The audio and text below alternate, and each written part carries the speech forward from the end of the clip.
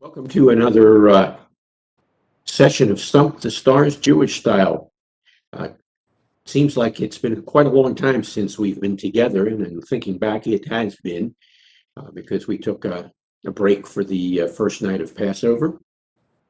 And so we haven't been together for about a month. And I trust that for all of you, you had a wonderful Passover season and had an excellent time of celebrating the resurrection of Yeshua, which, as we try to remind ourselves from time to time, is one of the best grounded facts in all of ancient history. That we remind ourselves then of the reality of that particular event in our history, and therefore its relevance to our lives, in that it is what has provided the foundation for major transformation in the lives of so many people down through the ages. And it's encouraging then to understand that it's firmly grounded in history as well. So those are the things that we have celebrated over the last number of weeks, and we're ready to take a look at some of the questions that have been sent to us. And of course, if you have questions along the way, by all means, ask them, and we'll make our best attempt at answering them effectively.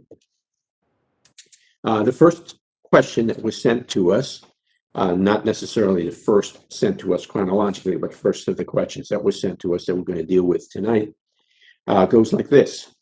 The text in Revelation chapter 14 mentions the 144,000. Hello. Hi, did you miss me yet? Well, if you're one of the 144,000, then your timing is very good. Maybe. Maybe. Good answer. Anyhow, so question is, who are the 144,000 and what is their mission? I've heard numerous interpretations over the many years, but I'm not clear. And that's a fair assessment of the situation in and of itself. But in the preliminary discussion with Matt, I was reminded of something, so let me share that with you at this point. And that is, if you're going to study the book of Revelation, you can't effectively study the book of Revelation unless, like the readers of Revelation, you have a fairly thorough knowledge of the book of Daniel. Yeah. And the book of Zechariah. Yeah. And the book of Ezekiel. And certain chunks of Isaiah. And could I add? Please. Understand the nature and the need and the activity of apocalyptic literature. Yes, that's where I was going to go next. So one dare not step lightly into it like you're 8 years old and you're looking for sports equipment. Yes. You can't do that with the book of Revelation. Is that fair enough to say? That is fair enough. I just love that I made up that metaphor of an 8-year-old looking for the sports equipment. It doesn't matter male or female. When you're 8 and you want to go out and play a game, you must have it now, and you must be flinging things all over because you're looking for one or two specific things in the book. So, and given what Patrice just said, the other area that you need to be familiar with is the apocalyptic literature of the Second Temple period. Again, the readers of this book were familiar with all those things, and every likelihood is they had, as the rest of the Jewish community had, memorized the whole of those texts of scripture that we shared with you. Now, that means there's a real danger of going into the book of Revelation ill-informed. And hang on, and to some degree uneducated. Go ahead. I was going to say, it's not for 21st century Americans. Yeah. It's not so much ill-informed. It's you have no clue what the sports equipment is that you're looking through the box of. You're looking in a box, giant box, and you're flinging around things, and you don't know what you're doing. That would be the first thing. And I would say, even if you do know some Greek, and once again, now I've narrowed the playing field. If you know some Greek, that may or may not be helpful in attacking the problem. Which am I saying fair things? I don't want to be painting with a broad brush.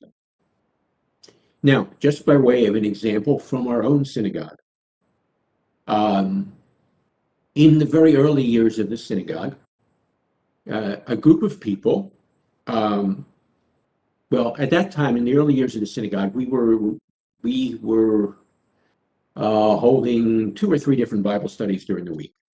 And one of the Bible study groups, when we first started that particular study group, at the invitation of those who were part of it, and at the time they were not members of the synagogue, so this was an outside of the synagogue Bible study group. But because of the time in the Bible study group, just about everyone in that Bible study group eventually became a member of the synagogue. And I might add, eventually became a leader of our synagogue. Now, that's the context. Well, when we started, guess what was the first book that was recommended that we start the Bible study with? Yep, you guessed it, Revelation. So we answered, much as we did for you here, well, yes, that would be a very good book to study, but we really would need to know the book of Daniel first, and know something about the books of Zechariah and Ezekiel and parts of Isaiah. And the looks on their faces was disappointment, but also puzzlement. So after some conversation, we decided, well, if you're really serious about this, then we could begin a study in the book of Daniel. And the very first book we started studying with that group was the book of Daniel. We had some good times going through the book of Daniel. But here's the interesting thing. Actually, it was Habakkuk, but go ahead. Oh, Habakkuk, yes, you're right. That was the very first one because Habakkuk. it was short. Because it was short, that's right. Thank you for reminding me of that. But after we were done that, they looked at us and said, perhaps we should go with something other than Revelation. So, and those were, like I said, those were people who became leaders in the synagogue. And then they ended up on Matthew, and it only was it. We never finished. It was there were 3 years of Matthew. You got to Matthew 9 or something. And I'm just going. By that time, I wasn't even going to the Bible study for various reasons. So all that to set the stage. When you get to a specific topic within the book of Revelation, I'm going to sidetrack myself, but since it is the book of Revelation, most people think that the whole of the book of Revelation is forward-looking. There are some who bring an interpretation to the book of Revelation that say it is all, in some sense, historical. Well, right. Mm-hmm. My understanding of the book of Revelation is the first 3 chapters are, in fact, historical. What is often called the letters to the 7 churches of Asia. Actually, it's 7 congregations. They weren't churches, but they were congregations in Asia. Those were literally letters to those congregations. Those were not meant to be a foreshadowing of what would take place through what is often called church history. Now, these were simply letters sent to these groups, and the reason for the order of the congregations found there is purely geographic. If these were letters to be circulated among these congregations, that's the road in which the letters would go, from city 1 to city 2 to city 3. That's the reason for the order. Now, given that as a background, after you get out of chapter 3, beginning chapter 4 and following, then it does appear that we're dealing with a book that is looking into the future. But it's looking into the future the same way in which these other so-called apocalyptic texts that we've mentioned look into the future as well. Numbers of image, all kinds of images pops up here. Some people have pointed out that within the book of Revelation, you have reflections of some sort of plagues or horrors that seem to either be built on the pattern of the 10 plagues or at least resemble some of the 10 plagues in a slightly different kind of context. So if that's the case, you would also need to know the book of Exodus before you got to the book of Revelation. Yeah. If you're not fully attuned to the plagues in Egypt, you need to talk about the plagues in Egypt when you talk about Revelation. Okay. All of that before we have that was preliminary. to even thinking about the book of Revelation or the 144,000. or the 144,000. Now, the 144,000 are mentioned specifically in two places in the book of Revelation. Revelation 14, as the questioner in fact noted, but also they are also found, if I remember right, in the second half. It's in Revelation 7, but I believe it's the second half of Revelation. We have no Bibles. No, yes, Oh, we- you have some over I there have one right you're in reach of you. Now it's in reach of you. Yeah. All right, so those are the key texts. Let me summarize what we do know about the 144,000. There's 144,000 that are mentioned here because they are 12,000 people from each of the 12 tribes of Israel. And if you multiply that out, that's how you get the 144,000. Now, I have a preliminary question. Which 12 tribes? okay, I will not there yet. Okay. Next, there are 12,000 from each of the 12 tribes of Israel. There are a couple things that you derive from that understanding in the text. It's very clear. There are 12,000 from this tribe, 12,000 from this tribe, 12,000 from this tribe. That means that the author of the book of Revelation, probably John, knew of all 12 tribes. 10 tribes had not been lost. But you have this same... never mind. Thank you. Thank you, Jenny, for sending that across. Yeah, Patrice. Oh, now they're doing emojis, come on. Okay, Come on, so people. That's hilarious. other authors within the documents of the Newer Testament, as well as Josephus and others, for example, the author of the book of Ecclesiasticus, also knew of all 12 tribes. In other words, 10 tribes are not lost. So that's item one. Item number two, if you're going to be part of the 144,000, then you have to be from one of the 12 tribes of Israel. That means you've got to be Jewish. So I say that because there were, for a number of years in the last century, a group of people who thought that they were the 144,000 of this day and age, which was all well and good until they accumulated more than 144,000 followers in their... They would be Jehovah's Witnesses. Well, I wasn't going to name them, but since you did, until there were more than 144,000 Jehovah's Witnesses, and now you couldn't become one of the 144,000 simply by becoming one of the Jehovah's Witnesses, because now there were more than that. So there was some sort of selection system. I'm not totally sure what that system is. I think that happened. I'm sure if you looked up in Wikipedia about Jehovah's Witnesses, it would talk about this theological problem that they developed upon figuring out that, what about the new Jehovah's Witnesses who come into our ranks, and what are we going to tell them if all the slots are filled, sort of like on an airliner? Oops, all the seats are filled. Now what do we do? And I think they would probably discuss that on Wikipedia too. It's not like it's not a secret, and we're not saying anything bad about that. It's just that this is a problem that can develop when you're putting your finger on the 144,000 number. All right, so at least now we've defined who these people are according to the book of Revelation. 144,000 Jews. Now, the question is, what is their mission? My understanding of their mission, as spelled out in those two chapters of Revelation, is their main goal was to take the message of the Jewish Messiah, Yeshua, throughout the parts of the world they found themselves in. In other words, their mission was to share this message to those around them. That was what they were supposed to be about.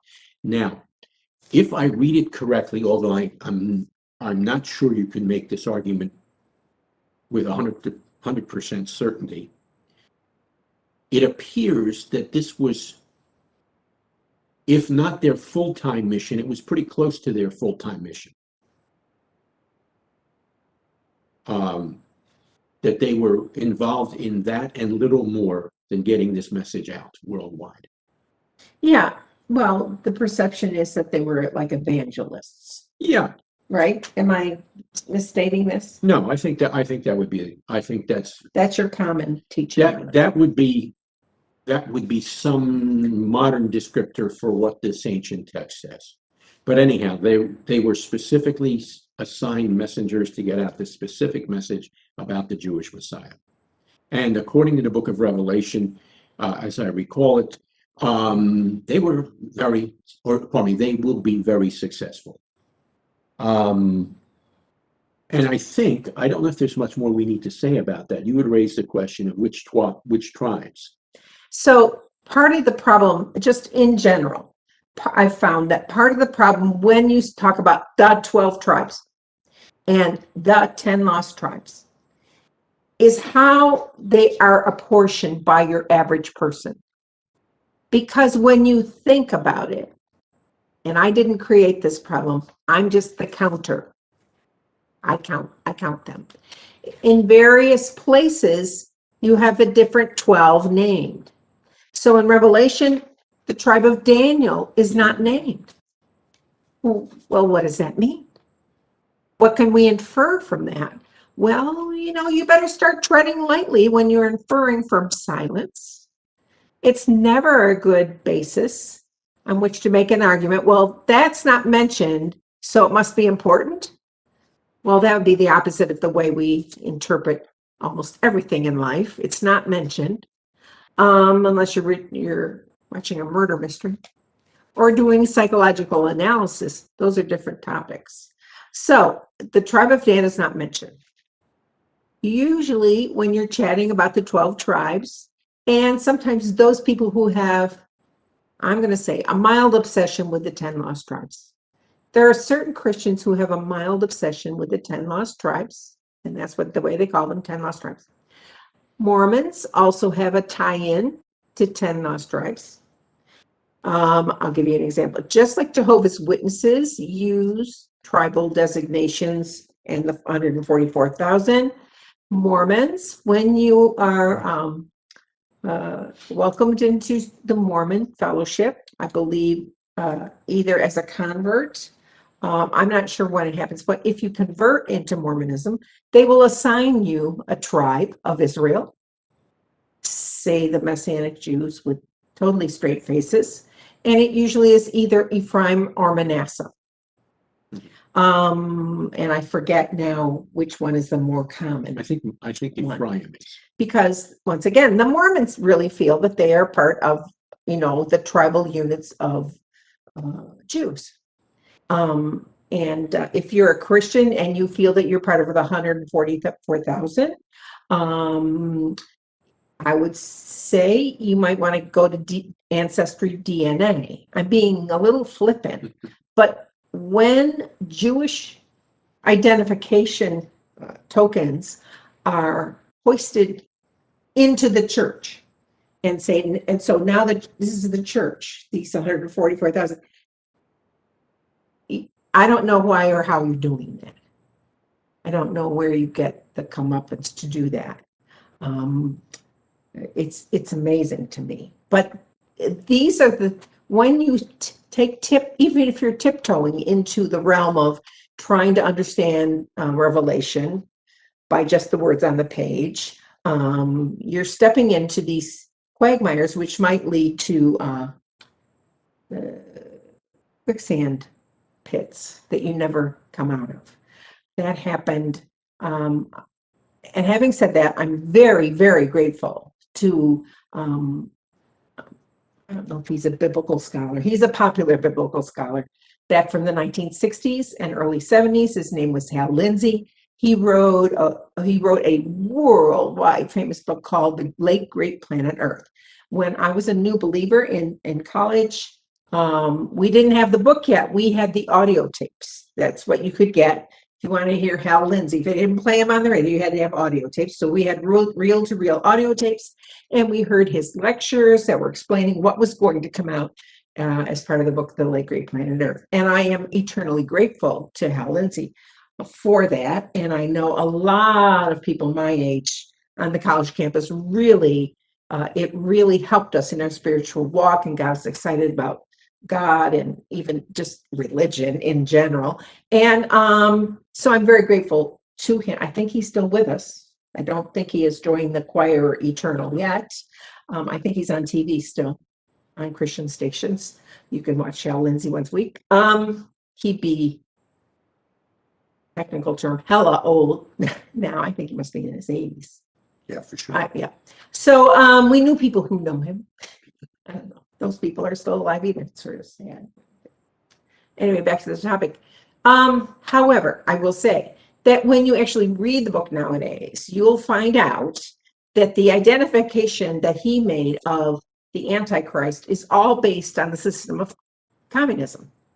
That the Iron Curtain is still up. The two main forces in the world are the communist nations and the free world nations. And it's all based on communism will bring forth the Antichrist. And, or as sometimes we call him in Messianic circles, the Lo Mashiach, or Ein Mashiach, meaning there isn't a Messiah. Lo Mashiach. This is a problem. I'll give you a specific example. You have the two cities called Gog and Magog. A lot of people have heard of them, even though they might not be able to identify them. And there's supposedly cities that are involved in the uproar that is being described during the book of Revelation, and you can find them. Reverend Lindsay says Gog and Magog are up in Russia. And he identifies them as two Soviet cities. Can't remember the name of them because it's been so long, my brain. Omsk and another one. But he identifies them as Soviet Union cities, way up north. When in reality, in real life, they're in modern day Turkey. And in fact, if you followed world events down through the decades, down through the 50 years since the printing of that book, you'll recall that communism as the evil force in the world really is not a popular notion anymore at all. The Soviet Union has crumbled. And in its place, instead of communist systems of organization, it's been replaced with the more, a right-wing idea that is actually more connected with Stalinism than communism as understood by Marx and Lenin. And that's the same with China also, although they were supposedly founded on Maoism, which was an offshoot of, I guess, Marxism, Leninism. It really was more of an offshoot of Stalinism, and so it has gone into Stalinism also, where one person at the head has a ruling elite with them, and they're the ones who make the policy, and they're the ones who decide who are the enemies of the state. And it's not the people from the ground owning everything equally. No, everything is controlled from the top. So it's really so different from what was traditionally always called communism, and it was feared, especially after World War I. And my point was very important, and I forgot what it was. The application of Gog and Magog. Turkey now is much more a player on the world scene. Turkey is very much an influencer and a big pain in the neck to many people in the world. Starting, but not necessarily starting with the concept that the water that comes from Turkey, from the mountains in Turkey, the snow and the rain comes on the mountains of Turkey. Remember Mount Ararat in the Noah story? Yeah, that's in Turkey. By the way, you can't go there. They have it all shut off and no one can explore in those particular mountains anymore. But anyway, snow and rain falls in those mountains all across Turkey. And then in the spring, it starts to melt or starts to accumulate. And it's that water, groundwater, that then sinks into the ground and becomes part of the water table under the ground and enters a whole network of springs. water springs that flow south naturally because they flow toward the lowest altitude. They flow to below sea level. So they begin their inexorable way from the mountains of Turkey down into the Dead Sea. They flow underground and also in some rivers like the Jordan. They bubble up and create the Jordan at various places. But here's the thing. If you dam up those sources up in Turkey, then not just Israel, but all the Middle East will not have any water. And guess what Turkey likes to do? Dam up the springs. And so, are you waiting to talk? No. Oh, okay. You get there in a minute. So, it's caused that started causing problems, as you can imagine, for Iran and Iraq, which depend on that water to survive. That the Tigris and Euphrates River depend on the water that comes out of Turkey and the other mountains to survive. And so if you don't have water coming to the Middle East, you have very, very unhappy people because you can't drink oil. You could be rich, but if you have no water, you can't live. So this is one of the problems when you talk about Gog and Magog. And there have been many worldwide experts that say that the next Middle Eastern war will not be fought over oil at all, like the Gulf War really was a war about oil and who's controlling the oil. It will be a war about water. Because you can be rich, but if you have no water, you're going to die. And that's not being too dramatic, but it affects the whole Middle East. So, although Mr. Lindsay could not have foreseen that in the late 1960s, we might want to bring those original cities, which he put up in the Soviet Union, back down to their original place where Bible readers of that time would have recognized those are Turkish places. They wouldn't have called them Turkish places. They're part of the Greater Roman Empire, correct? And they were controlled by the Greater Roman emperors and that administration. But it sort of makes easy interpretation of books like Revelation. You might want to take a step back from that quagmire, lest you be caught into a, I keep forgetting what the name, quicksand. You know, if you get caught in quicksand, don't struggle. It makes you go down faster when you struggle. Has everyone learned that from watching Westerns? If you haven't watched enough Westerns, you won't get that knowledge.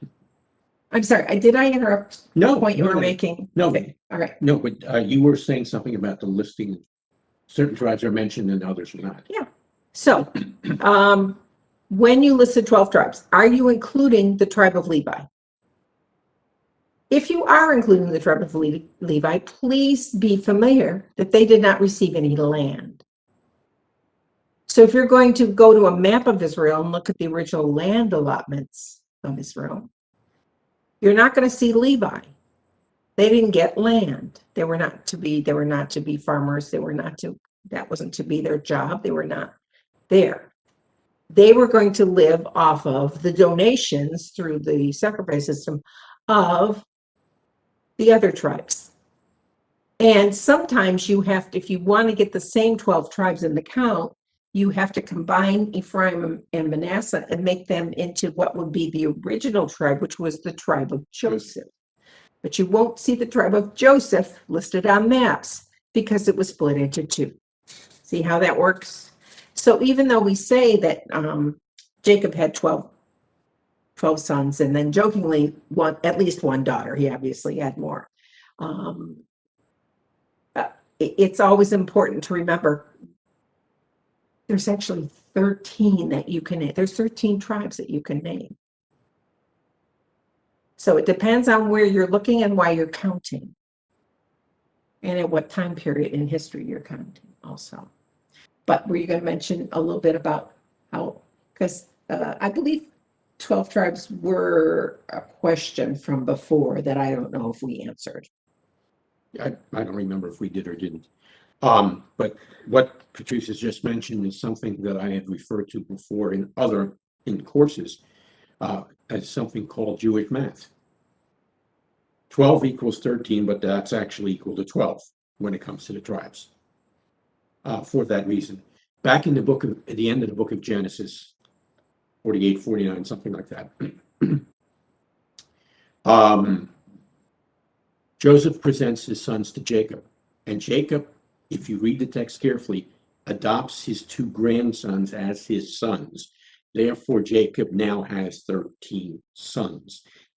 That's part of the problem with how you figure all this out.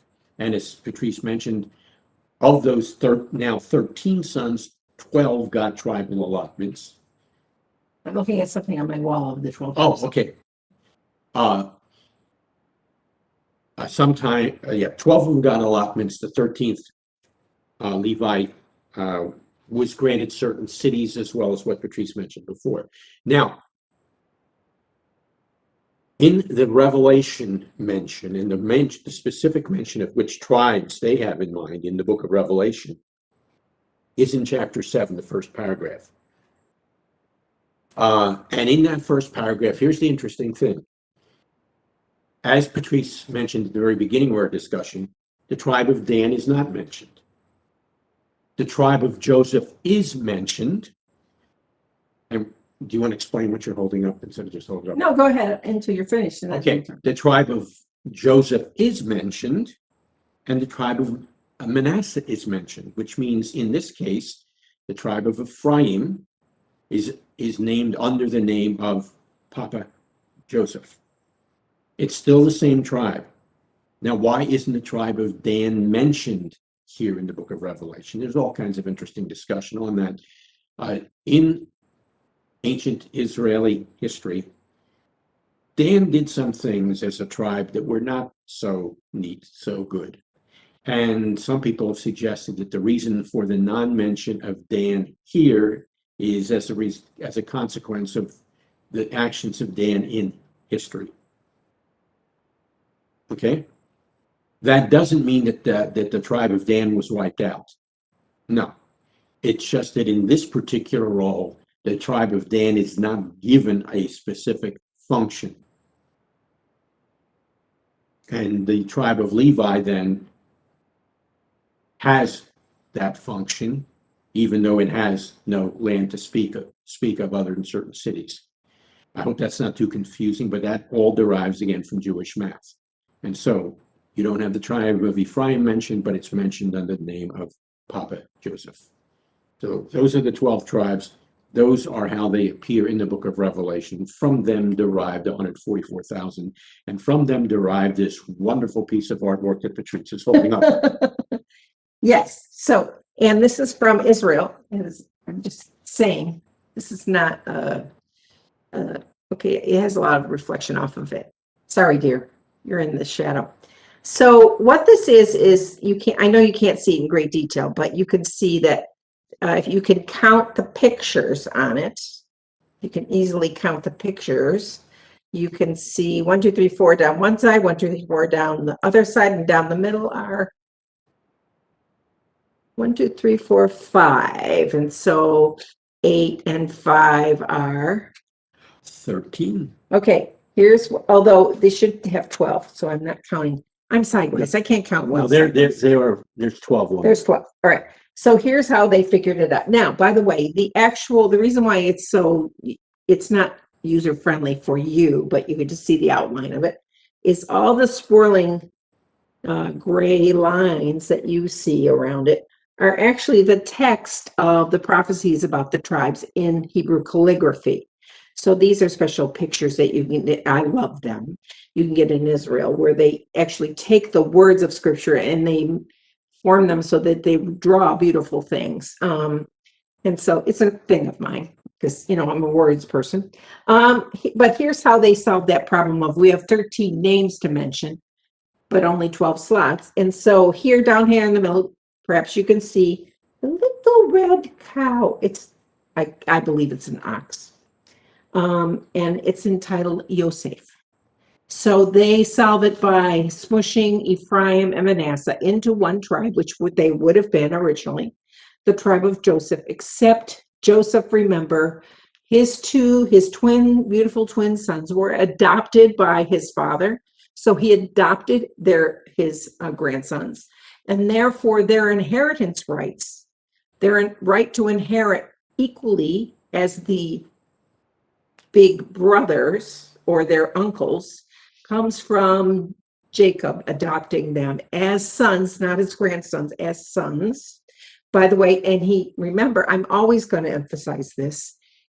Jacob did that and adopted Ephraim and Manasseh as his sons, not just his grandsons. So they get an equal part of the inheritance, even though their mother was an Egyptian priest's daughter. So every time people try to make an exception or to say something bad about someone, especially if their mother was Gentile, or they come from a Gentile family, a family from another nation of the world, but God has clearly accepted them into, especially the lineage of Yeshua. It often comes up, the discussion comes up during the discussion of the lineage of Yeshua. But this is yet another example where God accepted these two boys.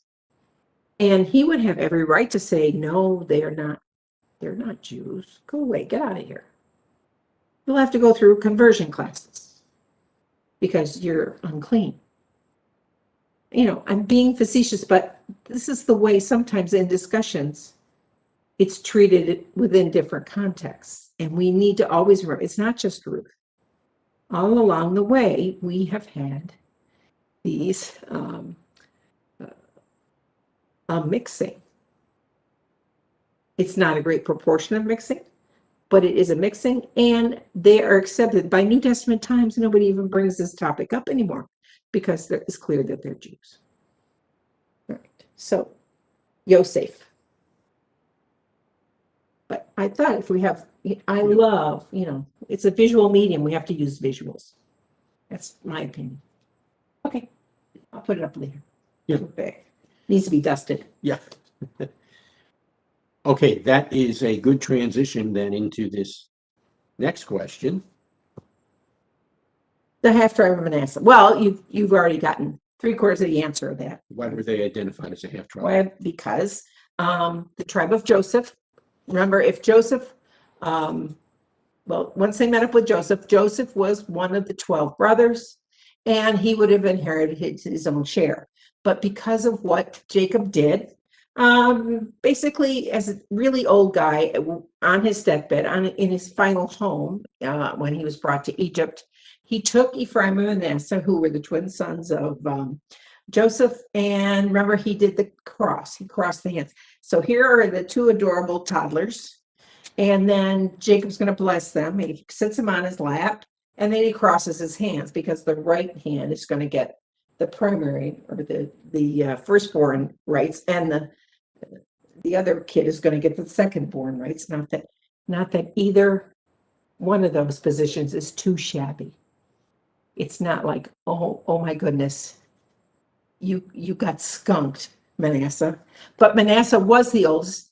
By rights, he did deserve the oldest son's inheritance, but he was made the second son because Jacob, who knew exactly what he was doing, because Joseph said, Dad, you've got your hands on the wrong child. Mm-hmm. It's in there. As much stuff as the Bible skips, it puts that in there very carefully. And Jacob says, I know what I'm doing. And if there's any character in the Bible who would double make sure that he was doing it right, it would be Jacob during this instance. Now, we have no indication whatsoever at the time that the brothers, Joseph's brothers, were jealous, were mad, or how dare Dad do such a bad thing? Their mother's Egyptian princess. What the heck is going on here? I'm protest. We don't hear any of that. When they run the videotapes, maybe we will see some of that. But as for now, we never have an indication that this was a bad plan or that the other brothers didn't take it well. So once again, sometimes our perceptions about what is fair and what is right don't actually, you can't find it in the actual text. So I've noticed something that modern day people tend to insert their own emotional responses and try to find it in the text when it's not in the text at all. So Ephraim and Manasseh were technically half tribes, but they were the tribe of Joseph, which means that Joseph gets a double portion in the land. Maybe Joseph doesn't foresee a time when they're going to return to the promised land and they're going to divvy it up. Maybe that's in his wildest dreams, and he doesn't even, it's like a fantasy to him. But that's in effect what happened, that he got double, his descendants got a double portion of the land. And more money, more problems. And as those of you who are in class with me know, Ephraim, the younger kid that was made the firstborn in Joseph's family, he thought he had the right to rule everybody. He thought it was him. You did it his way or hit the road because you don't qualify. So it is amazing how these family, the tribal concepts continue on through history.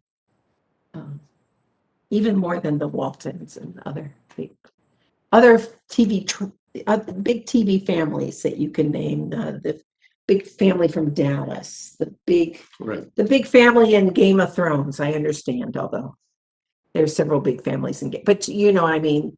Those family ties, to cite another TV show, often have ramifications far beyond the families themselves and down into history. And this is one of those instances where Ephraim and Manasseh have great legacies,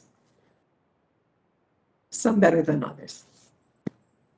Okay, now our resident Bible scholar is looking in nameless pages of the scripture to see what he can confuse us with. Okay, I just wanted to build on what Patrice just said there very briefly, and that is, note that there is a very clear pattern that emerges in the biblical text right from the outset. In the ancient Near Eastern world, as Patrice mentioned, the elder of the children, or the eldest of the children, depending on whether it's two or more, received the rights of the firstborn, received a prominent place. But if you look at the pages of scripture, as so often God does, God sets things on its head, turns things upside down.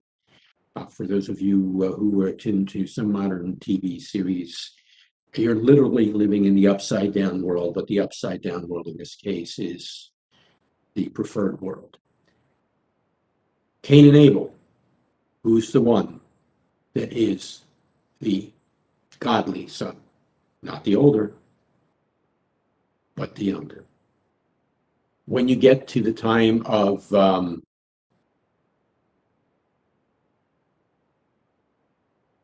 and I'm thinking I've got this right, Abraham's brother Nahor, I believe, was older than Abraham was. Certainly when Abraham has two sons, who gets the blessing? Isaac, not Ishmael. Isaac misreads the story and is about to bless Esau when God had already told him he should be blessing Jacob, but God sorts that out and Jacob gets the blessing. Who gets the double blessing here in the book of Genesis? Not quite the youngest, but the next to the youngest, and that is Joseph. Joseph made the same mistake that his grandfather Isaac was going to make. Give it to the older son. No, the pattern has already been developed here. It goes to the younger of the two sons, so Ephraim gets it. And in fact, in the days of the divided kingdom, the northern kingdom of Israel was also called Ephraim. And those two names become interchanged down through the text of scripture. So metaphorically, when the northern 10 tribes secede from the 2 down south. In reality, don't use math when doing the civil war within Israel. Don't use math. You'll just get confused. None of it will work out because actually, so the 10 tribes supposedly went to the north and worshiped in the north and no longer came to Jerusalem. However, in real life, if you look at a map of the tribal allotments, in the south, it's not just Judah. There's also Simeon. There's also a considerable number of Benjamin, because Benjamin is also tied in with the throne that is based in Jerusalem. Plus any of the priestly tribes that are living in Jerusalem, they would either choose to go with the north and leave Jerusalem, or they would choose to stay with the kingship of David, which is in the south. So this concept of there's 10 in the north and only 2 tribes in the south, it's so inaccurate when you summarize it that way that it's laughable. And as we know, as time goes on, the northern kingdom doesn't last as long as the southern kingdom. The northern kingdom lasts 150 years less than the southern kingdom based in Jerusalem. And so when the northern kingdom falls, when Samaria, the capital city of the northern kingdom, fell in, it'll come to me, 721, 22. he says 721 and 22 because he's much more numbers brain than I am. It fell. We have archaeological evidence that thousands of refugees came from the northern kingdom and settled in Jerusalem, so much so they had to add a whole portion onto the city of Jerusalem and build a new wall around the bigger city, and that happened. Those people are all from different tribes and then came down. And so there was always representatives of the 12 tribes who were living in the lower 2 tribes. Simeon almost dies out. Simeon becomes a tribe of no importance. I would say before Yeshua's time. Simeon had been scattered, even though they're in the south, they've been scattered. And you have representatives of all 12 tribes in the New Testament scriptures, including Anna, who's in the temple.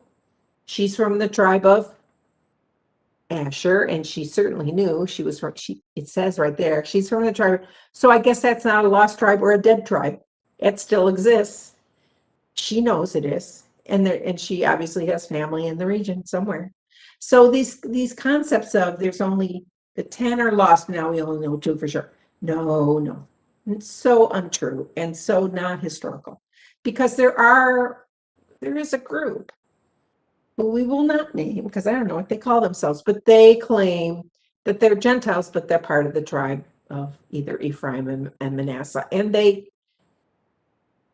it's a little bit hinky. Once again, okay, if you're doing it based on your reconception of what actually happened historically, then, on what basis can you really stand? At least in that part of your theology. Doesn't mean your theology should be totally gotten rid of, but it sort of causes a major point of, whoa, let's wait a minute there and reevaluate.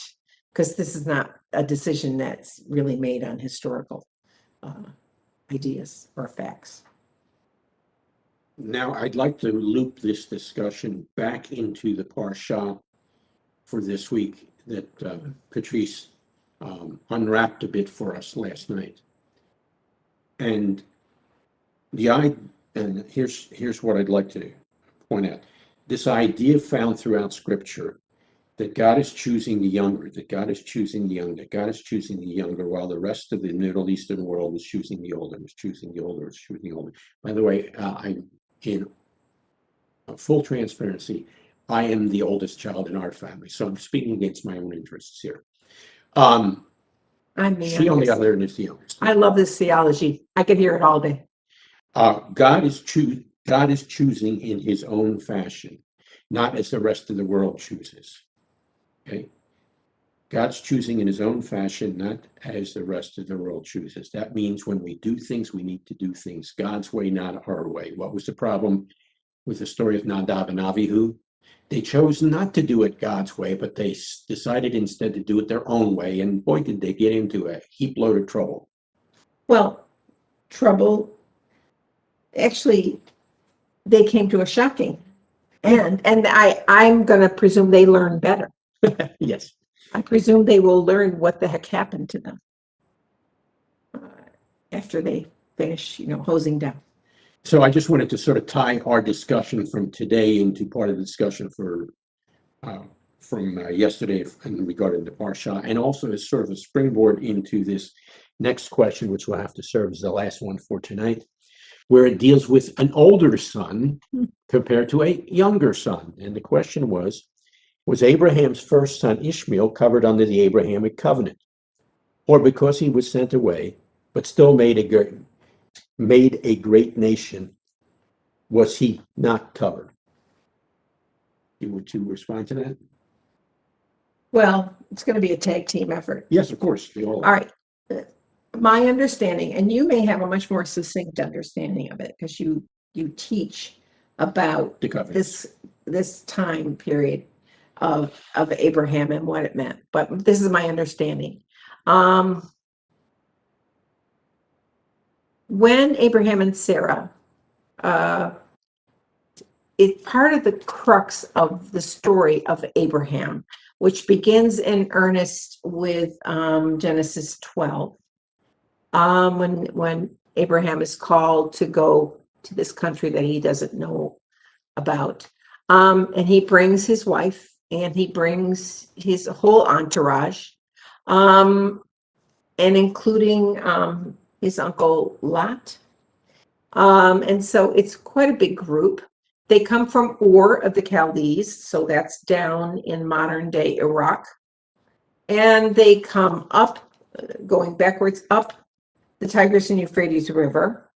And then they come to an area near Haran, Haran, and then they're going to drop down to the south. So in Haran, Abraham's father is also there, correct? And evidently his brother's also there. There's a big family exodus, for want of a better term. They come down. Abraham and Sarah, as we meet them in our story, are older. And Abraham is worried about who's going to inherit his stuff because Abraham is not a poor wandering beggar. He is fairly wealthy. He has a lot of stuff. He has a lot of camels. He has an entourage. He's not a poor guy.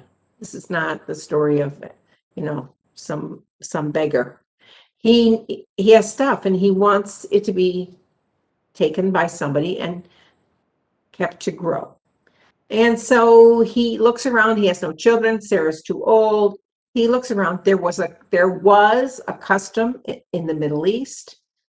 Abraham didn't make this up, not made up by anybody, where if you were childless, you could name one of your servants as your heir. And so he takes his faithful servant Eliezer and he makes Eliezer his heir. And God says, you're going to have an inheritance. You're going to have descendants, as many as the stars in the sky, as many as the grains of sand on the beach. Okay, so what's another plan we can make? We can't have Eliezer, but there was another. This is all lawful in that culture tradition that if my wife can't have children, her faithful servant, her maidservant, could have a child on behalf of her, and it could be adopted as the oldest child. And Sarah agrees to let Hagar. I know a lot of people call her Hagar, but it's Hagar. So Hagar then has a baby boy with Abraham, whom they call Ishmael. Here's a big tip-off. Ishmael, when you read it in Hebrew letters, it's not a Hebrew name. Granted, this is in the time period where Hebrew, as we know it today, is probably not differentiated from other Semitic languages. In other words, they're speaking a Semitic language, but it doesn't look like the other names of the other characters very much at all. It doesn't work with Hagar and Ishmael, even though Abraham loves him to death. He thinks Ishmael is the greatest. He wants Ishmael to be the heir. It's very clear in the text. And so when God says, no, this is not the right plan either. I want you and Sarah to have a baby. And then here we have the argument. So both Sarah and Abraham argue with God. It's bickering, but yeah, that's ridiculous. That can't happen. What is wrong? Why are you telling us this? These are unexpected expectations that we can't fulfill these, except they are visited by three men in the desert. And this is happening. This is happening. And at one point, I can't remember the exact verse, but if you read the story, Abraham says, can't you bless Ishmael? Oh, you found it. It's in 17. Yeah, but go ahead. That's where you don't have to read it. Yeah. Abraham is really heartbroken because he loves Ishmael. He wants it to be Ishmael, to inherit. And God says, I have something else for Ishmael. But in the meantime, you and Sarah will have a son. Once that son was born, Hagar and Ishmael and Sarah and baby Yitzhak, we like to call him baby Giggles, because his name means laughter. Because both Abraham and Sarah laughed when they were told that they were going to have a baby. So they named their baby Giggles. That doesn't work out. That foursome is not working out because Ishmael is 12 years older than baby Isaac. It causes a problem, and it's clear that those two families have to split. And Hagar and her son, who is basically a teenager by now, have to go. But at that time, Hagar and Ishmael are told what he's inheriting. It's almost like, if I could put it sort of crudely, they were on The Price is Right, and they did not win the big prize package, but they get a wonderful prize package, and they have to go. And on the way out of town, they sit, remember, and Hagar is in despair. She's really suffering because this plan did not work out for her and her son. However, they are going to be the leaders of a great nation. And it's our understanding that Ishmael's descendants then are the Saudi area. He goes to be more with the Arabic world, to use an anachronistic thing, because remember, they're all speaking a Semitic language and not a differentiated. Hebrew is a different Semitic language now, and Arabic is a different Semitic language now, and Syriac is a different Semitic language now. But back then, they were all speaking a common Semitic ancestor language. Have I explained I think so. that well enough? So, does he win the Abrahamic Covenant, which is the covenant goes specifically to Isaac, and Isaac is told, and we are told specifically, the covenant goes to Jacob. But both Ishmael and Esau get wonderful prize packages for being who they were. Remember, Esau gets the kingdom of Edom. It's a whole kingdom down there to the southeast, to the east and south of the Dead Sea, and they become a worldwide power in their own right at various times. Ishmael, I think we know how the Arab states have figured down through history in general. But no, Ishmael does not get the same prize package as Isaac and Jacob. So when we talk about our God, when we talk about the God that we worship, he's the God of Abraham, Isaac and Jacob.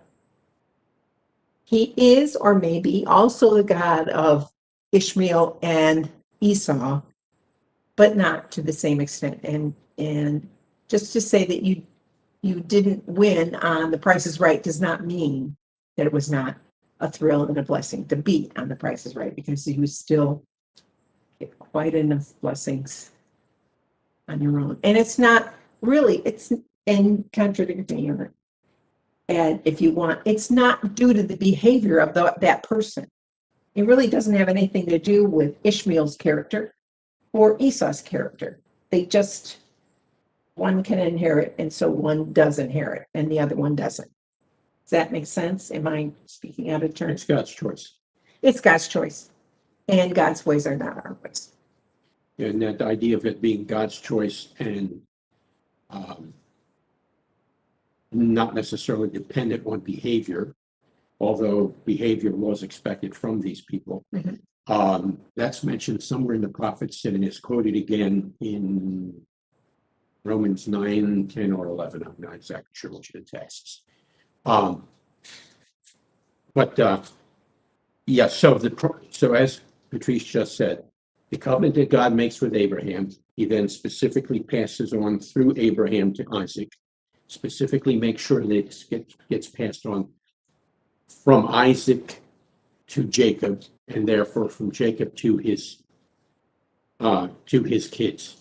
So the Abrahamic covenant is, as Patrice said, therefore described as from the God of Abraham, Isaac, and Jacob.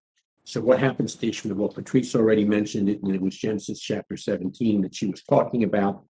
And Abraham says, oh, that Ishmael, and I'm in verse 18, might live in your sight. God said, no, but Sarah, your wife, will bear a son. You'll call his name Isaac. I will establish my covenant with him.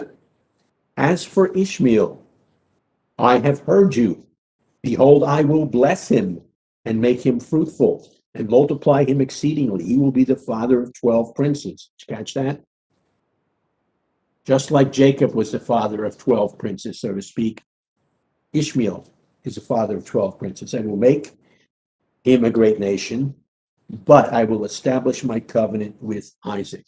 And Jacob understood that full well. And in Genesis chapter 25, I believe at the very beginning, after Sarah has died, he's about ready to pass on.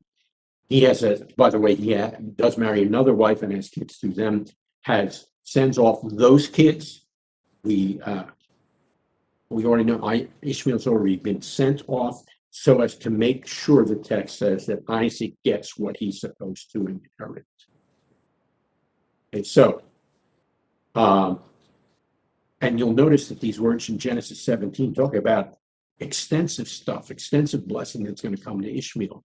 That's further elaborated on, and I think it's in the second half of Isaiah chapter 19 that talks about all these things that Ishmael will get. So while Ishmael and later Esau are not part of the Abrahamic covenant, God does special things for Ishmael and then later for Esau. I just wanted to add too, in the Quran, which was compiled by Muhammad and probably an advisory staff that he had. Now, let me interject here quick. Yes. Because some people think because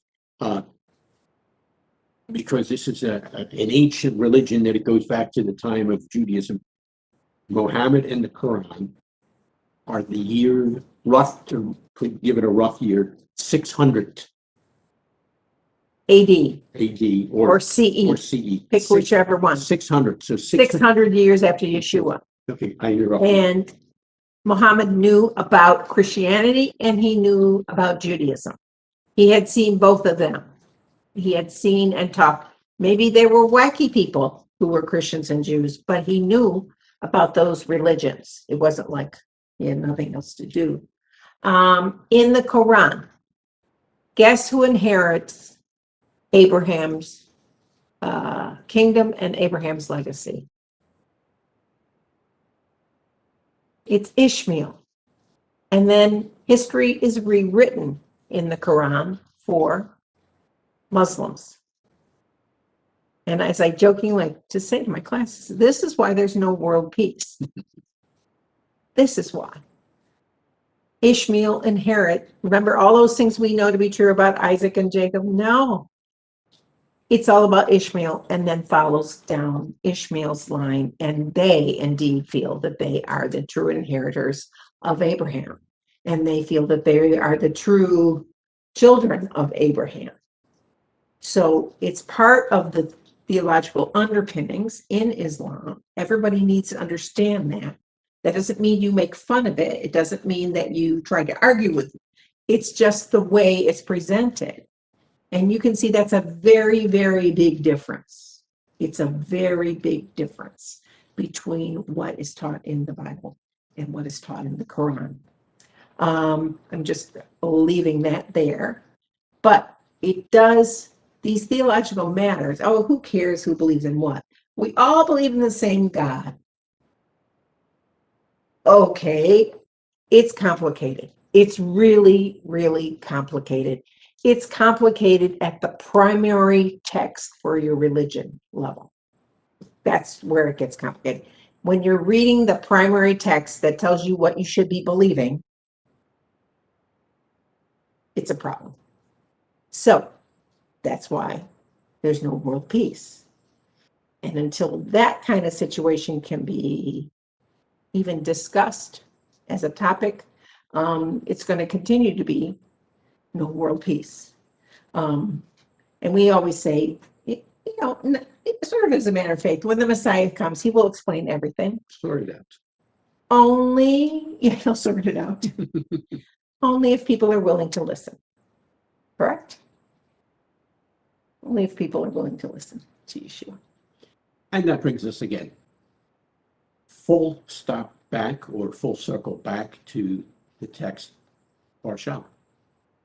The people who listen to God get the blessings. People who don't listen to God and try to do it their own way get the uh-oh. Well, the zap. So Nadab and Abihu, in case you missed my fabulous sermonette last night, Nadav and Abihu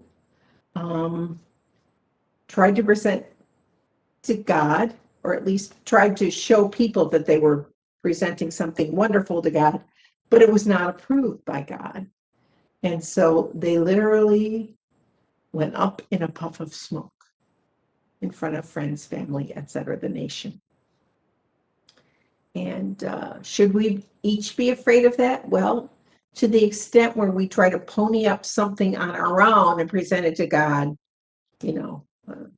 as a wonderful new idea, I'd be afraid. If you want to do that, I'd be a little afraid. Now, before we close, are there any questions that have arisen as a result of this discussion? If there are other questions that have arisen or that you have, feel free to ask them. And if we have time, we'll answer them. If not, I'll schedule them for the next time. But we do always want to leave an opportunity for those of you who are with us live to ask any questions. So it's your turn if you have a question. Otherwise, They're all asleep. Otherwise, we move to Havdalah. And I just I'm felt good, thank you. I'm good, thank you. Thanks. Good. We're glad for the questions. Thank you. You're welcome. All right, then. I just felt the air conditioning come on, so it's going to blow right on the Havdalah candle. All It'll be right, great. I will take care of the air conditioning and the fan and get our Havdalah stuff out here front and center. And you do the same, if you don't mind.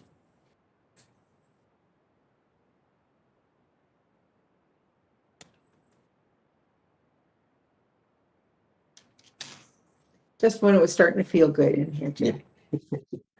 Yeah.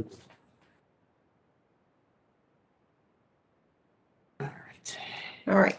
It's time for Havdalah.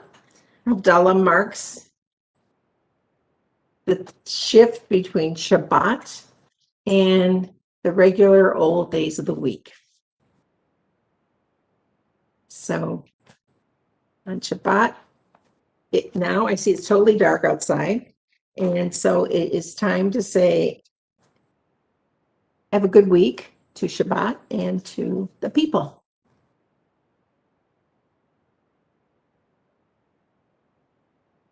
We haven't done this in a couple of weeks, so now we're all out of practice. Are you going to want me to light the candles then? Yes. Okay, super. And if you have a Siddur, you can follow along with. Pardon me.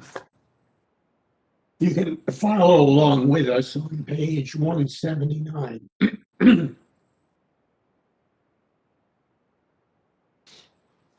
All right, you want to get us lit?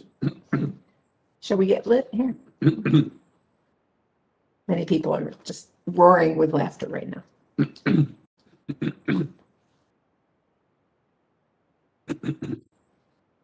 The candle has 6 wicks, this particular one for each day of the week. So it's a super special.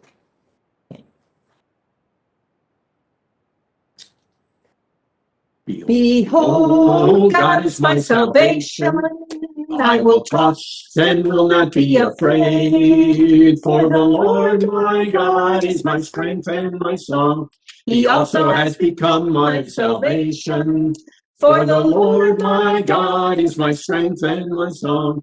He also has become my salvation. La la la la la la la la la la la la la.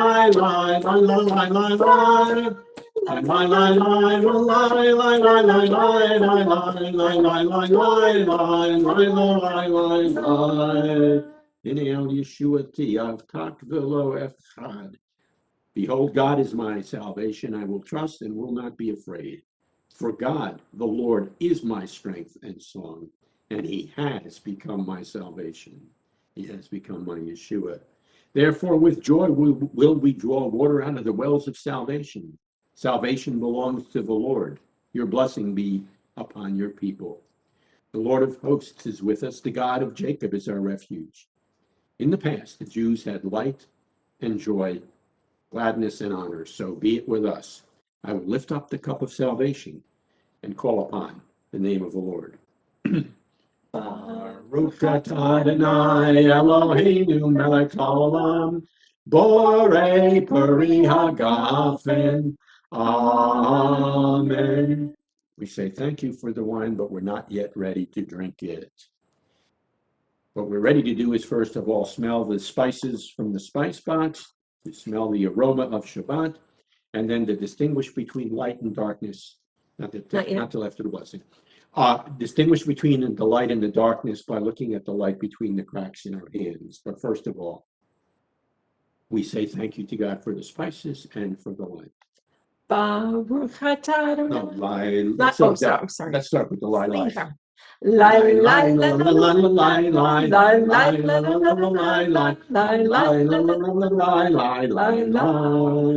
Baruch atah Adonai Eloheinu melech haolam, borei minei besamim, borei minei besamim.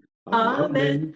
Lie, lie, la, la, la, la, lie, lie, lie, lie, la, la, la, la, lie, lie, lie, lie, la, la, la, la, lie, lie, lie, lie.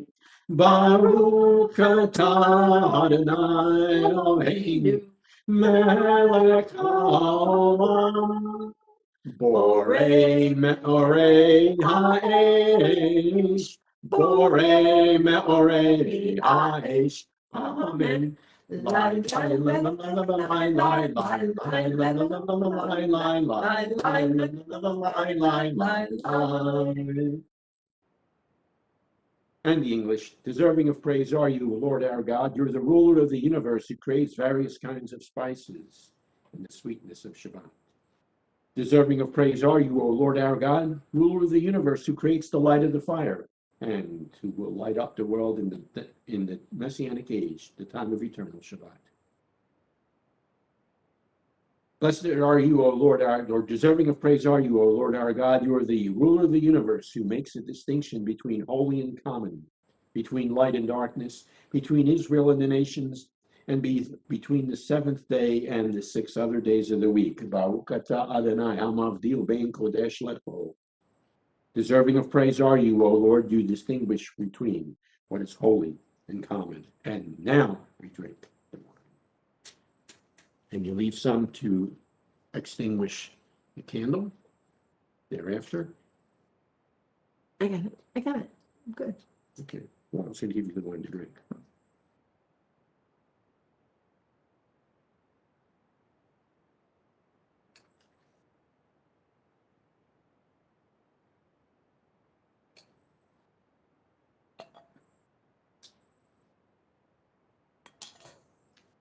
And now very carefully. Yeah, because the candle's really getting short.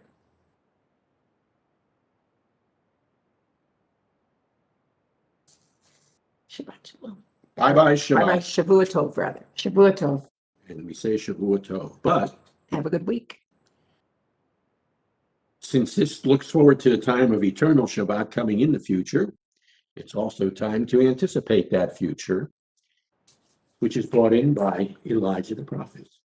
Eliyahu Hanavi, Eliyahu Hatishbi, Eliyahu Hanavi, Eliyahu Hagiladi. Bimhera Yavo Aleinu, Bimhera Yavo Aleinu, Immashiach ben David, Immashiach ben David. Lai lai lai lai lai lai lai lai lai lai lai lai lai lai lai lai lai lai lai. La la la la la la la la la la la. And again, Shavua Tov, thank you for joining us. We'll see you in this venue again in 2 weeks. 2 weeks? Yeah. Yeah. We're not in Orlando? Oh, wait a second. We'll get back to you on that. She may be right. I may be right. I think she probably is right. So it could be 4 weeks. Could be at the end of April. Yes, sorry. We will not be with you in 2 weeks because we will be Because elsewhere. we'll be somewhere else. But we will be back with you this second week of May then. Not the end of April. No, 2 weeks is the end of April. honey. Okay. See, I'm so far behind in my time frame. I have no clue. Once we got done with Passover, I'm just free floating here. Well, it would be the end of April if April had 31 days. Well, see, that's my, Yes. see, a mathematical problem I have, so. Yes, but since Okay, April we'll see you only, in May. so since April only has 30. Except you're gonna be 30 gone in the first week of May, aren't you going back? No, the second. All right, he's going Oh, away the hold it. second week of May. I'm going to be going the second week of See, May. we better check our calendars and We'll get back to you we'll on get this. back to you when we're gonna be back.